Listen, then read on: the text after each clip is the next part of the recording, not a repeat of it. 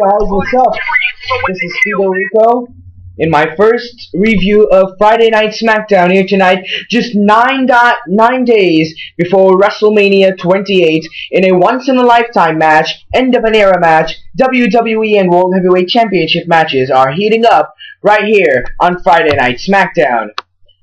So today, Friday the 23rd of March 2012, we are going to tell you the results, the review. Yes, before it airs on Syfy. I'm not in America. It aired internationally before Syfy. Before it airs on Syfy in like 12 hours or something.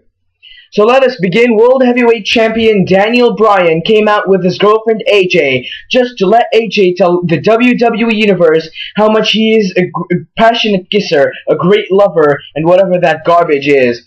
She said all that, and then he made her say that he is going to make Sheamus tap out at WrestleMania 28. Just when Sheamus would hear enough and come out, saying that AJ said about Daniel Bryan that he is courageous. Daniel Bryan is nothing of that, says Sheamus, and then the heated rivalry continues when Sheamus calls Daniel Bryan former World Heavyweight Champion after April 1st.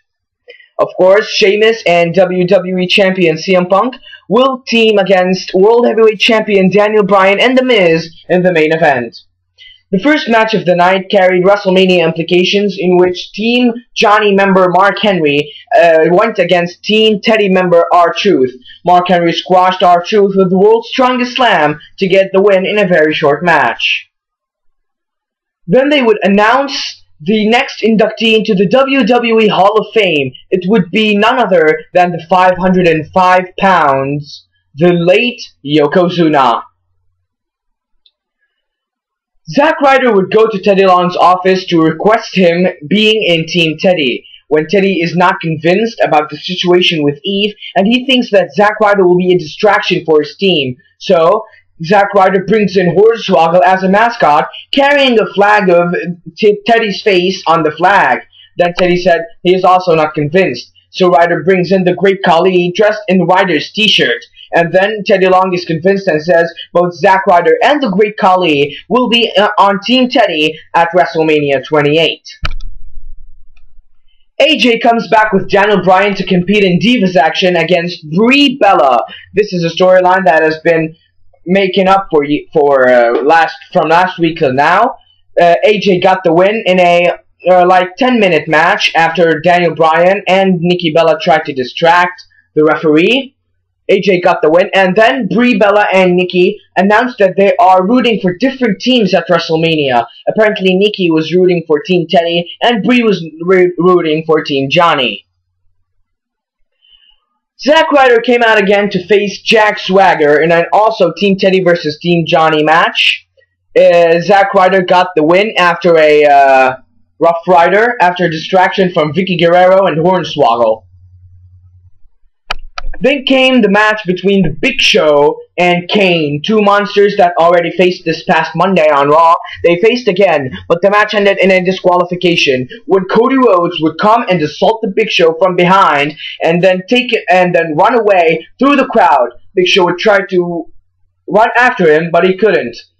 Then Randy Orton would come from behind Kane in the ring and give him an RKO. Somebody call my mama. The Funkasaurus is back on Friday Night Smackdown to take on, ironically, the one-man Southern rock band Heath Slater. Of course, Brodus Clay would win in a very short match.